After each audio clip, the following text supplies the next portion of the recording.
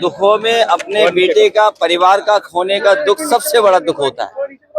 दुखों में भी सबसे बड़ा दुख इस बात का होता है कि आप अपने परिवार के बेटे को, परिवार के सदस्य को खो दें। और अगर सुरक्षा को लेकर के, अगर सुरक्षा नियमों का पालन हुआ होता तो इतना बड़ा हादसा नहीं होता। सुरक्षा नियमों के पालन न होने की वजह से इतने बड़े लोगों की जान चली गई। और कुछ लोग अपने व्यक्तिगत और अहंकार में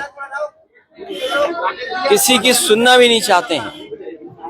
और सच्चाई तो यह है कि जो परिवार वाले होते हैं वो अपने परिवार के सदस्यों के होने का दुख समझते हैं। ये दुखद घटना हुई है और परिवार के लोगों की मदद हो इनकी। अभी जिस नौजवान से मैं मिल के आया हूं वो वही नौजवान है जो वीडियो में आपने देखा कि वो खिड़की से कूद गया। उसके चोटें हैं, स्पाइन में है, वो जॉब करता था। उसके परिवार के लोगों ने कहा कि अभी तो बहुत दिन इलाज चलेगा।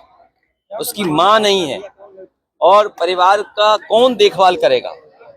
उस परिवार में अकेला कमाने वाला था। अगर सरकार नहीं मदद करेगी तो कौन मदद करेगा।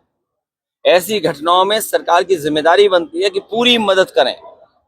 हमारी मांग है कि जो व्यक्ति 50,000 की नौकरी में काम करता था, जब तक वो स्वस्थ नहीं होता है दोबारा नौकरी के लिए नहीं पहुंचता है, तो जो उसे वेतन मिलता था वो तो मिले ही मिले। और इलाज को लेकर के भी पूरा इंतजाम सरकार को करना चाहिए। और जो मरने वाले जो बच्चे हैं, सरकार पे तो कौन कमी है खजाने की। सरकार को बड़ी मदद करनी चाहिए। और अगर सरकार 1 करोड़ भी मदद करती है, क्योंकि नई उम्र के नौजवान थे, 21, 22, 23, 24, 25 साल के थे, उनका भविष्य बनता, वो कल कुछ बन करके दिखाते। वो अपनी मेहनत से कुछ न कुछ कर रहे थे वहां, उन्होंने जान खोई। उनकी मदद होनी चाहिए। कम से कम सरकार को 1 करोड़ रुपए की उन परिवारों की मदद होनी चाहिए जिन्होंने की जान गई है। सर, एसआईटी बनाई गई है, एसआईटी जांच कर रही है और बड़ी कार्रवाई की बात कर रही है कि थोड़ा ही हमने और आपने 10 साल से देखा है एसआईटी बनाने का काम। हर घटना में एसआईटी बनती है और लगता तो ऐसा है कि कोई सरकार नहीं है। और सरकार है तो सरकार नियमों का पालन क्यों नहीं कराती।